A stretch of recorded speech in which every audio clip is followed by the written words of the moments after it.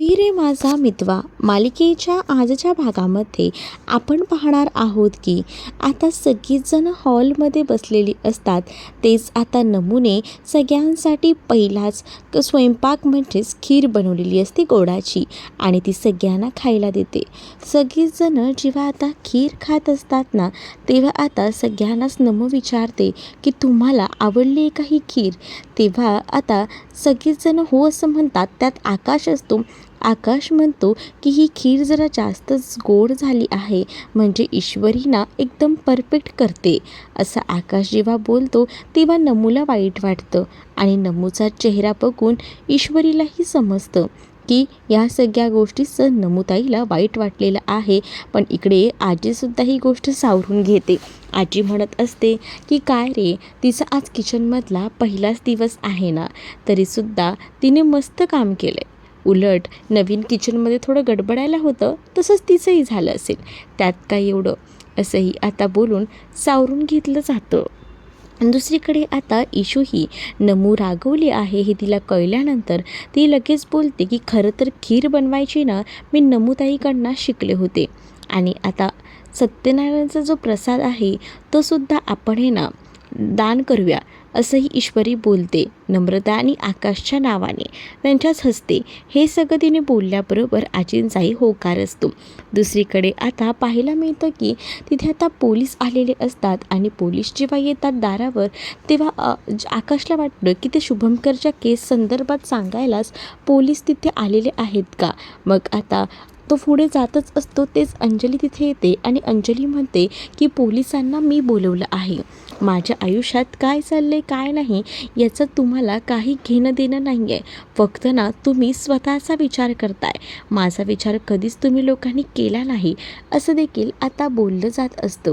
तेव्हाच ना इकडे ईश्वरी म्हणते की काय झालंय, काही झालंय का, सांगा ना ताई, ओके ना सगळं. आता ईश्वरीने असं म्हटल्याबरोबर अंजली म्हणत असते की उगाच ना साळसूटपणाचा आव आणू नकोस, माहिती आहे मला तू कशी आहेस ते. इकडे तुम्हा लोकांना या नवीन लग्नाची पडली आहे, पण माझा जो जुना संसार आहे ना तोच एवढा उद्ध्वस्त होतोय तर तो तुम्हाला बघवत नाही आहे का. मला ना तर त्रासच होतो या सगळ्याचा. मग तुम्ही त्या ॲक्सिडेंटच्या केसमध्ये कुठे लक्ष देत आहे, मला ना आता हे अवघड झालं आहे. तेव्हाच लगेच अर्णव बोलतो की ताई तू समजतेस तसं नाही आहे. उलट या ॲक्सिडेंटच्या केस संदर्भात मी मधून चौकशी करत असतो की काही तपास लागला का हे विचारायला. वाटल्यास तुला माझ्यावर विश्वास नसेल ना तर तू पोलिसांना विचारू शकतेस. तर ते पोलीसही आता सांगू लागतात की हो बरोबर आहे, अर्णव साहेब आम्हाला अधूनमधून कॉल करत असतात. तेव्हाच ना मग अंजलीचं तोंड बंद होतं. मग अंजली म्हणते की मग पुढे काय प्रोग्रेस आहे ते तर तुम्ही सांगतच नाही आहे. ते आरोपी वगैरे काही सापडलं का, हे सगळं काही ॲक्सिडेंट कोणी केलं काय केलं काही कळलं आहे का, असंही आता विचारलं जातं. तेव्हाच ना इकडे अंजलीला सांगितलं जातं की आय विटनेस 2 जे होते ते गायब झाले आहेत. त्याच आय विटनेसना आम्ही शोधतोय. ते जर भेटले ना तर सगळ्या काही गोष्टी क्लिअर होतील. मग आता ते पोलीस जे असतात ना ते सुद्धा आता तिकडनं जायला निघतात. दुसरीकडे आता अंजली तणतणत तिकडनं निघून जाते. अंजलीला राग येत असतो. अंजलीला असं वाटत असतं की आपल्याला काहीतरी मिळायला पाहिजे सोल्युशन. दुसरीकडे ईश्वरी आता रूममध्ये जाऊन विचार करत असते. रूममध्ये विचार केल्यानंतर तेवढ्यातच ना समोर अर्णव आलेला असतो. अर्णव ईश्वरीला बघतो. त्याच्या लक्षात येतं की काहीतरी बिनसलेलं दिसतं ईश्वरीचं. ईश्वरीला झालेल्या गोष्टी आठवत असते, कारण तिला आता त्रास होत असतो. मामीने जे काही बोललेलं होतं ते हेच तुमच्या आईबाबांचे संस्कार आहेत का, ही भाषा मामीने केलेली असते आणि ते सगळं तिला आठवत राहतं. तर इकडे अर्णव येतो. अर्णव तिला विचारतो की काय झालं आहे. त्यावर ईश्वरी म्हणते की काही नाही. पण अर्णव म्हणतो की नक्कीच काहीतरी झालं असणार आहे. त्यावर ईश्वरी आता अर्णवला सांगू लागते की ते काय आहे ना, आज मामी जे काही बोलल्या त्यावरच थोडा विचार करत होते. अर्णव बोलतो मामीच्या बोलण्याचा एवढा कसला विचार करतेस, नको एवढा विचार करू. त्यावर ईश्वरी म्हणते पण नमूताईने जे केलं ना ते सुद्धा चुकीचं होतं. नमुताईने असं अचानकपणे लग्न करून आल्यानंतर दुसरं काय होणार आहे. डायरेक्टच धक्का दिला ना, या सगळ्या गोष्टींमुळे त्रास झाला. मग आता ईश्वरीला अर्णव म्हणतो की ठीक आहे, मग आता आपल्याकडे आज घरात पूजा आहे ना. ईश्वरी म्हणते की हो तेच, आता हॅपीली राहायचं, काही टेन्शन घ्यायचं नाही. तेव्हा मग अर्णव बोलतो मग चेहऱ्यावर स्माईल तर हवीच ना. म्हटल्याबरोबर ईश्वरीसुद्धा अर्णवकडे बघून हसते. त्यानंतर ना अर्णवला शिंका सुरू होतात. ईश्वरीने लिलीच्या फुलांचं अत्तर लावलेलं असतं आणि लिलीच्या फुलाची ॲलर्जी ही मात्र आता अर्णवला असते. ईश्वरी म्हणते हे बारखडे, हे काय होऊन बसलं, माझ्या तर लक्षातच नाही. आता आता तुम्हाला त्रास होतोय ना, पण थोडं सहन करा. काय हो, तुम्हाला जरा काय झालं की या ना त्या गोष्टीची ॲलर्जी असतेच. मग आता अर्णव ईश्वरीला म्हणत असतो हे सगळं काही. तेव्हा ईश्वरी अर्णवला म्हणते की तुम्ही एकदा सुगंध तरी घेऊन बघा. मग आता अर्णव म्हणतो की थांब, आणि असं बोलून तो तिचा ना मध्येच हात धरतो आणि त्याने आता ईश्वरीला थांबवून घेतलेलं असतं. ईश्वरीच्या मनमोहक अदांवर अर्णव आता फिदा झालेला असतो. त्याला आता दुसरं काहीच दिसत नसतं. तोच आता ईश्वरीला म्हणतो की खूप सुंदर दिसतेस. ईश्वरीला आता अर्णव हे सगळं जेव्हा बोलतो ना, तेव्हा मात्र आता ईश्वरी जी आहे ती पाहतच राहते. आता अर्णव तिला विचारतो, ती नसते का नजर काढायचं, त्याच्यासाठी काय करतात, तीट लावतात काजळाचं, असं आता ईश्वरी म्हणते. त्यावर अर्णव आता तिला काजळाचं तीट कानामागे लावतो. ईश्वरी लाजून लाल झालेली असते, तर ती तिकडनं आता जाते. तर अर्णव जाणाऱ्या ईश्वरीकडे पाहून हसू लागतो. दुसरीकडे आता पाहायला मिळतं की इकडे बेडरूममध्ये ना राकेश फोनवर बोलत असतो. तेच आता तिथे कर्णिका रडत असते, पण तो आता कर्णिकाला शांत करत नसतो. उलट कर्णिकाच्या रडण्याच्या आवाजाने ना त्याला आता नको नकोसं झालेलं असतं. तेच आता दुसरीकडे ना कर्णिकाला बघण्यासाठी अंजली तिथे येते आणि अंजली आता ओरडत असते राकेशवर. राकेशला म्हणत असते की काय हो तुम्ही, जरा तरी बघायचं ना कर्णिकाकडे, ती रडत होती ना, आणि मग तुम्ही इथेच होतात तर बघायला काय झालं होतं. तेव्हा आता राकेश त्याचं डोकं दुखतंय, त्याला त्रास होतोय असं नाटक करायला लागतो आणि तिथेच बसतो. मग आता त्याला अंजली विचारते की काय झालं तुम्हाला. तेव्हा तो म्हणतो की अगं मी बघणारच होतो, पण मलाच त्रास होतोय, मलाच मध्येच बघ ना ही अशी चक्कर येते, त्यामुळे हे सगळं झालं असंही आता तो म्हणू लागतो. तेव्हाच ना लगेच अंजलीला काळजी वाटू लागते. अंजली आता त्याला पाणी वगैरे देते. अंजलीने त्याला पाणी दिल्याबरोबर आता तो थोडं रिलॅक्स वाटतं असं म्हणतो. मग ती त्याला सांगते की आपण डॉक्टरांकडे जाऊया का. त्यावर आता तो म्हणतो की नको नको डॉक्टरांकडे, मला अधूनमधून हा त्रास होतच असतो. मग अधूनमधून त्रास होतोय तर मग तुम्ही अंगावर का काढताय हे सगळं, चला आपण आताच ना डॉक्टरांकडे जाऊन येऊया असंही बोललं जातं. पण तरीसुद्धा नको म्हणतोय ना मी, पुन्हा कधी झालं तर बघूया. मग दुसरीकडे आता तू कुठे गेली होतीस असं देखील आता विचारलं जातं. मग तेव्हाच ना ती सांगते की मी ना विचार केला आहे, मी म्हणूनच पोलिसांना सांगितलं की तुमची केस ना रिओपन करायला. मग आता तर राकेशला अजूनच टेन्शन येतं. केस रिओपन झाली तर आता काय, म्हणजेच मी जे काही खोटं नाटक करत होतो ते सगळ्यांसमोर येईल की काय, अशी भीती आता त्याला वाटू लागते. तर ती म्हणाली की मला ना त्यांनी काही पाठवलं आहे, ते सुद्धा बघायचं आहे, त्यांना कॉल लावून काय घडलं आहे ते, असंही आता ती बोलते. तेव्हा राकेश विचार करत असतो. ती फोन लावणारच असते, तेच मध्येच थांबते, कारण तिने आता राकेशची हालचाल बघितलेली असते. राकेश जो आहे तो आता बघतच राहतो आणि मग काय राकेशला ते विचारते की काय झालं आहे. तेव्हाच ना काही नाही, जरा टेन्शन आहे ना म्हणून. पण आता राकेशला या गोष्टीचं टेन्शन असतं की अंजली जी आहे ती जर असंच करत राहिली तर आपलं जगणं मुश्किल होऊन बसेल. ह्या बावळट बायकोला एवढं डोकं लावायला कोणी सांगितलं आहे, ही ना खरंच ना बेकार आहे ही बायको. आणि तेव्हाच ना त्याच्या लक्षात येतं आपल्याला काही या संसारात अडकून पडायचं नाही आहे, ही पोरं बायको, त्यापेक्षा लवकरात लवकर काहीतरी करायला हवं असाही विचार ना आता त्यांनी केलेला असतो. मग आता अंजलीला तो जरा टेन्शनमध्ये दिसल्याबरोबर अंजली त्याला म्हणत असते की काही प्रॉब्लेम आहे का, तर तो म्हणतो नाही.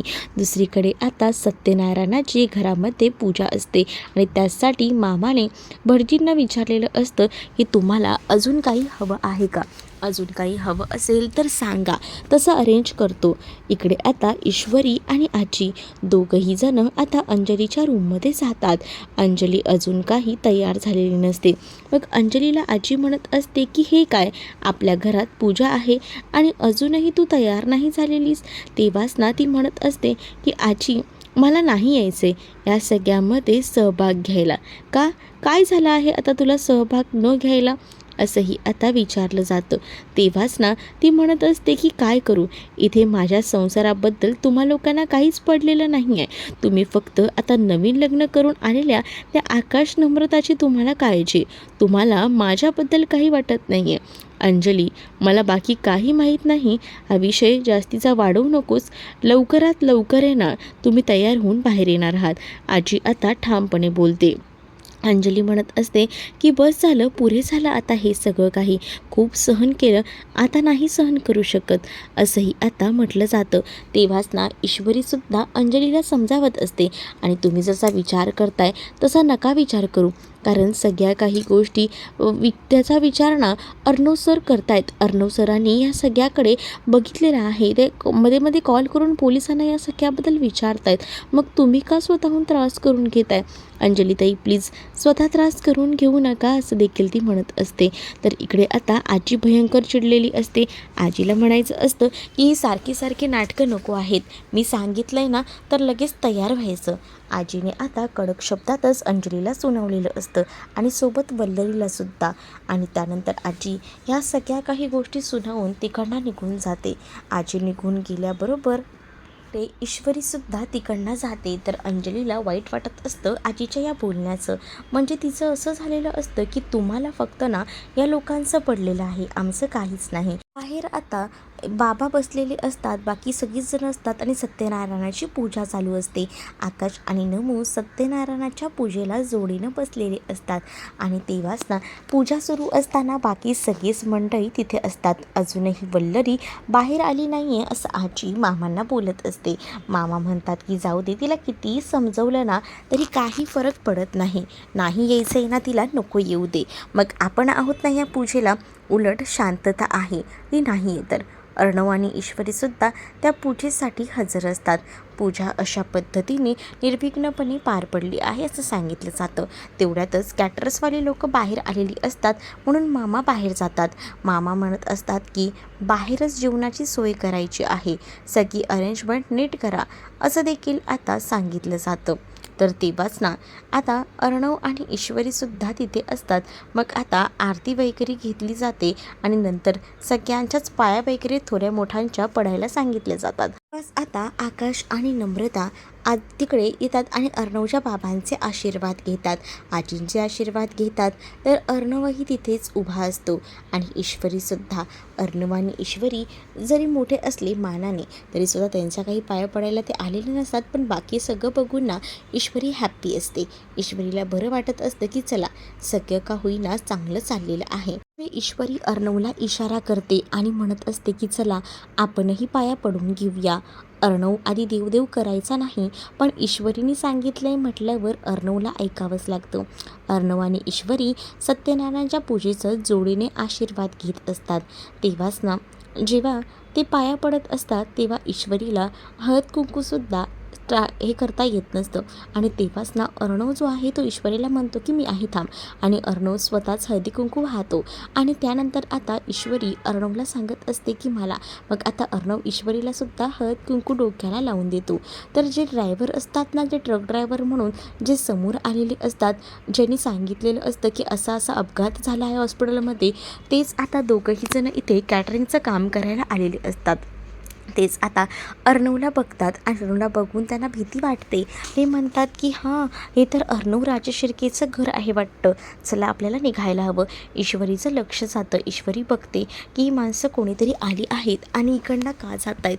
मग ईश्वरीचं लक्ष जातं. तेच इकडे नम्रताने ना चहा आणलेला असतो. मग नम्रता ईश्वरीला म्हणते की अगं ईशू घे ना तू पण चहा. मग आता ईशूचं लक्ष विचलित होतं. ईशू इकडे तिकडे पाहत असते. दुसरीकडे आता आजी आणि आकाश बोलत असतात. प्लीज आता नाव बदली करण्याचा कार्यक्रम असतो, म्हणजे लग्नानंतरचे जे काही विधी आहेत ना ते आता यांना पूर्ण करायचे असतात. त्याच वेळेला आकाशला सांगितलं जातं की तुला ना नाव ठेवायचं आहे नम्रताचं, आणि त्याआधी एक उखाणासुद्धा घ्यायचा आहे असंही आता त्याला म्हटलं जातं. मग तो म्हणतो की नम्रताचं नाव तर मी नम्रताच ठेवणार आहे. तेव्हा त्याला उखाणासुद्धा घ्यायला सांगितला जातो. मग तेव्हा तो उखाणा घेतो. चंद्राला इंग्लिशमध्ये म्हणतात मून, चंद्राला इंग्लिशमध्ये म्हणतात मून, नम्रता झाली पाटलांची सून, असा काहीसा उखाणा त्याने घेतलेला असतो. आणि तेव्हाच ना जेव्हा आकाश जो आहे तो नम्रताचं नाव तिथे लिहित असतो त्या तांदळामध्ये, तेव्हा ईश्वरीला त्यांचासुद्धा प्रसंग थोडाफार आठवतो. म्हणजे त्यांचे जे विधी असतात ना ते अशा पद्धतीने झालेले नसतात, पण जरा ना ती त्याच तंद्रीमध्ये जाते, म्हणजे तिचं नावसुद्धा अर्णव चेंज करतोय असे कुठेतरी तिला भास समोर होत असतात. तर दुसरीकडे आता आकाशने नाव तर नम्रताच ठेवलेलं असतं आणि तीच गोष्ट नम्रताला आवडलेली असते. मग आता पुढचे विधी असतात ते म्हणजे जिलेबी तोडण्याचे. मग ते सुद्धा विधी आता होऊन जाऊ देत असंही आता म्हटलं जातं. मग ते विधी करायचे असतात. मग अंजली आणि वल्लरीसुद्धा बाहेर असतात. तर इकडे राकेश जो आहे तो फोनवर बोलण्यासाठी म्हणून ना बाहेर गेलेला असतो. मग जेव्हा तो बाहेर जातो ते समोर ना त्या 2 माणसांना पाहतो. त्या माणसांना बघून आता त्याच्या लक्षात येतं की हे तर तेच 2 जण आहेत. हे जर दिसले ना तर माझं काही खरं नाही, असाही विचार तो आता करू लागतो. आणि मग त्याच्याकडे जाणारच असतो तेच तिथे आता अंजली येते. अंजली जेव्हा तिथे येते तेव्हा अंजली म्हणत असते की काय चाललं आहे तुमचं, चला ना मग आता आतमध्ये चला, मला ओटी भरायला सांगितलं जाईल. मग मला ओटी भरायची असेल, मग तुम्ही जर तिथे असाल कर्णिकाजवळ तर बरं पडेल, तुम्ही इथे थांबू नका, चला आतमध्ये, असं बोलून ती त्याला आतमध्ये जायला सांगत असते. मग तेव्हाच ना तो म्हणतो की तू हो पुढे, मी एवढं बोलून येतो फोनवर. मग त्यानंतर तो त्या माणसांजवळ गेलेला असतो आणि त्यांना सांगत असतो की काय चाललं आहे तुमचं, तुम्ही इथे कशाला थांबलात, तुम्हाला कळत नाही आहे का, जा बरं इकडनं, असंही तो आता म्हणू लागतो. तेव्हाच ना हे अर्णवचं घर आहे, इथे आता काय माझं भांडं फोडायला आला आहात का. मग ते म्हणतात की हो हो. इकडे आता अंजली उभी असते. तर अंजलीला सांगितलं जातं की चल नम्रताची जी आहे ना ती ओटी भरून घे. नम्रताची ओटी भरण्यासाठी सांगितली जाते. तेच आता अंजली पुढे येते. अंजली जेव्हा आता पुढे येते तेव्हा तिला मनात नसतानासुद्धा ओटी ही भरावीच लागते. आणि जेव्हा ती ओटी भरत असते तेव्हा तिला राग तर खूप येत असतो, पण त्या रागाचा आता काही एक उपयोग नसतो. तिला नाईलाजास्तव काही ना हे सगळं काही करावंच लागतं. तर इकडे नम्रतासुद्धा खुश असते. ओटी तर भरली जाते. ओटी भरून झाल्यानंतर इकडे पाहायला मिळतं की अंजलीने तर ओटी भरली, पण वल्लरीने सुद्धा ओटी भरायची असते. मग तिला म्हटलं जातं की तू सुद्धा ओटी भरून घे, आजी बोलवतात. पण आजीने जेव्हा आता पुढे बोलवलेलं असतं ना तेव्हा वल्लरी नाहीच म्हणत असते. वल्लरीने नाही म्हटल्यावर आजी बघतात तर इकडे असणारी नम्रता म्हणत असते की आई, मला माहिती आहे आम्ही लग्न जे केलं आहे ते तुमच्या मनाविरुद्ध केलं आहे, पण यानंतर आमच्याकडनं कोणत्याही चुका होणार नाही. इकडे आता आकाशही वल्लरीला समजावत असतो, माझ्यासाठी आई प्लीज, मग आता तू माझ्यासाठी का हिला सोडणार आहेस का, असंही वल्लरी उलटं त्याला बोलत असते. तर दुसरीकडे आता नमू स्वतःहून बोलत असते आणि नमू म्हणत असते की प्लीज आई, यानंतर तुम्ही जे सांगाल ना ते सगळं मी ऐकेन, पण प्लीज प्लीज या ना. मग तेव्हा नमूचं ऐकून वल्लरी तिथे येते. वल्लरी तिथे येऊन आता नमूची ओटी भरायला लागते. मग हे सगळं बघून तर घरातले सगळेजण अवाक झालेले असतात. कळत नसतं की हे नेमकं चाललंय तरी काय.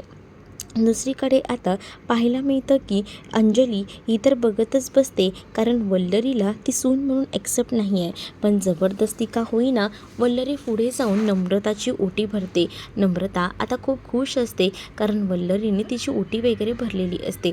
त्याचबरोबर तिला हळद कुंकूसुद्धा नम्रता लावते. नम्रताच्या पदरात ओटी ठेवल्यानंतर आता पुढचे विधी असतात, म्हणजे लग्नानंतरचे जे काही रिच्युअल्स असतात ते पूर्ण त्यांना करायचे असतात. आणि त्यातच आता वल्लरी रागात बघत असते आणि ती आता बाजूला जाऊन उभी राहते, कारण तिने नुकतीच आता नम्रताची ओटी भरलेली होती. तर इकडे आता ईश्वरीसुद्धा बघत असते. तर ईश्वरीलासुद्धा या सगळ्यामध्ये ना थोडंसं चांगलं वाटत असतं की वल्लरीने थोडासा का होईना राग सोडून नम्रताला आता मान दिलेला असतो, ओटी भरलेली असते. आता मामा जिलेबी तोडायचा हा प्रसंग सांगतात, तेव्हाच ना आकाश समोर ताटामध्ये ठेवलेली जिलेबी हाताने मोडतो आणि तेव्हाच आता मामा म्हणतात की खरंच ना तो तुझ्या आईसारखाच आहे. वल्लरी मग रागाने बघत असते. मग तेव्हाच ना आता मामा सांगतात की जिलेबी मोडायची म्हणजे अशी नाही रे, तोंडात धरायची आणि मग काय, मग नम्रता ती मोडणार असं. मग आता हे विधी करताना थोडी नम्रता लाजत असते, पण हे असे करावे लागतात. आकाश म्हणतो काय हो बाबा तुम्ही पण. मग आता आकाशचा नाईलाज असतो, सगळ्यांसमोर हे विधी करावेच लागतात. तर नम्रता पाहतच राहते. इकडे आता आकाशने ती जिलेबी तोंडात धरलेली असते आणि तो नम्रताकडे बघतो. तर मामा सांगतात की हां होऊ दे, इकडे काय तोंड करतोय, तिकडे तोंड कर, नम्रता बाईट घे. मग आता नम्रताने हळूच ती जिलेबी जी आहे ती आपल्या तोंडाने मोडलेली असते. मग आता ह्यांचे जिलेबी तोडण्याचा हा जो काही खेळ असतो तो पूर्ण झालेला असतो. ईश्वरी आणि अर्णव हे सगळं काही बघत असतात. तेच मामाचं लक्ष ईश्वरी आणि अर्णवकडे जातं. मग मामा म्हणतो काय मग तुमचे सुद्धा विधी करायचे का पुन्हा, कारण तुमचे हे विधी केलेच नव्हते ना, त्यामुळे तुम्हालाही असंच वाटत असेल. ईश्वरी आता अर्णवकडे पाहून हसत असते. तिला आता कळत असतं की मामा काय बोलतायत ते. मग दुसरीकडे मामा म्हणतात की या आता तुमची बारी. अर्णव म्हणतो की नाही नको, या सगळ्याची काही गरज नाही आहे, आता ह्यांचं लग्न झालंय तर ह्यांचे सगळे विधी होऊन जाऊ दे, असं अर्णवचं देखील म्हणणं असतं. पण आता आकाशही म्हणतो की नाही, तुमचे सुद्धा विधी झाले नाही आहेत ना, या निमित्ताने का होईना होऊ देत. मग आकाशने असं म्हटल्यानंतर इकडे नम्रताना आकाशच्या कानात कुजबुजू लागते. आकाशला म्हणत असते की का हो तुम्ही असं करताय, राहू दे ना, काय गरज आहे हो तुम्हाला ह्यांचं हे सगळं करायची, आपलंच लग्न झालं आहे ना. मग नम्रताला आकाश शांत करतो. त्यांचं लग्न नसेल झालेलं आता तरीसुद्धा त्यांचे हे विधी झाले नाही आहेत, आपले होत आहेत ना, मग त्यांचेसुद्धा होऊ दे, असं आकाश नम्रताला बोलून तिला शांत करतो. अर्णव आता लाजत असतो सगळ्यांसमोर हे विधी करायला. अर्णव आणि ईश्वरीला जबरदस्ती मामा आणि आकाश तिथे बसवतात आणि ती विधी करायची असते त्यांना. तेव्हाच ना अर्णव म्हणत असतो की मला ना एक कॉल येतोय, अर्जंट आहे. मामा बोलतो की काही कॉल वगैरे येत नाही, बस गपचूप, मग आता घे जिलेबी. मग मामाला तो म्हणतो की हो मामा ठीक आहे, तू बोलतोयस म्हणून. मग आता अर्णवने ती जिलेबी तोंडामध्ये धरलेली असते आणि तेव्हाच ना ईश्वरीकडे न बघता तो मामाकडे बघत असतो. मामा म्हणतात की मग काय आता मी चावणार आहे का ती जिलेबी, तिकडे बघ. मग ती चावेल. मग आता अर्णव जो आहे ती तोंडात जिलेबी धरतो आणि ईश्वरीकडे पाहू लागतो. ईश्वरी तर आता लाजतच असते. ईश्वरीला एवढ्या सगळ्यांसमोर अर्णवच्या जवळ असं जाणं ना थोडंसं ऑकवर्ड वाटत असतं, पण तरीसुद्धा आता विधी आहेत म्हटल्यावर पूर्ण तर करावे लागतील आणि तिथेच हा एपिसोडचा एंड होतो. तर पुढील भागात पाहायला मिळतं ईश्वरीला त्या माणसांवर संशय आलेला असतो, म्हणून ईश्वरीने अर्णवला या सगळ्या गोष्टी सांगितलेल्या असतात आणि म्हणूनच ते दोघंही जण बाहेर येतात आणि त्या दोघा माणसांना शोधत असतात. पण ती माणसं कुठेही दिसत नसतात. ती 2 माणसं होती पण नुकतीच गेलीत, म्हणून ईश्वरीला अजून संशय येतो. त्याच्यामध्येच आता जो राकेश आहे ना तो गेटच्या बाहेर गेलेला असतो आणि त्या दोघांनाही पैसे देत असतो त्यांच्या कामाचे आणि इथून जायचे, कारण ती लोक नेमकी अडवणूक करणारच ना, कारण का ती येथे कामासाठी आलेली होती आणि हा इथून हकलवून लावत होता. तेव्हाच ना एकाचा जो गमछा होता तो खाली पडलेला होता. मग राकेशने त्यांना पैसे दिलेले असतात ते नेमकं आता वल्लरीने बघितलेलं असतं. वल्लरी विचार करते की हा माणूस नेमका पैसे देतोय तरी कोणाला. वल्लरी हे सगळं लांबून बघते. तर इकडे राकेशने पैसे वगैरे देऊन झालेले असतात आणि राकेशना पुन्हा एकदा गेटच्या आतमध्ये येत असतो फोनवर बोलत नाटक करत. तेव्हा ईश्वरी तिथे जाते आणि ईश्वरी अर्णवच्या समोरच आता राकेशला म्हणते की तुम्ही कुठे गेला होता जीजू. त्यावर राकेश म्हणतो की कुठे नाही, इथेच जरासा पुढे मी गेलो होतो, असंही आता सांगितलं जातं. आता तुम्हाला ती 2 माणसं दिसली का. नाही, कोण माणसं, मी तर फोनवर होतो, कॅटरिंगसाठी आली होती, असं ईश्वरी म्हणते. त्यानंतर माझा जरा फोन चालू आहे, मी येतो. मग अर्णव म्हणतो की अगं ईश्वरी राहू दे ना, तुझा काहीतरी गैरसमज झाला असेल. पण ईश्वरी जेव्हा टर्न मारणार तेच ईश्वरीला गेटच्या बाहेर पडलेला तो गमछा दिसतो आणि तेव्हाच ना तिला संशय येतो की नक्कीच काहीतरी गडबड आहे आणि ईश्वरीने त्यांना आलेलं पाहिलं होतं आणि आता ते निघून गेलेत म्हटल्यावर या सगळ्यामध्ये राकेशचाच हात आहे का, असा तरी कुठेतरी संशय ना आता ईश्वरीला येऊ लागतो. म्हणून ईश्वरी थोडा विचार करत असते.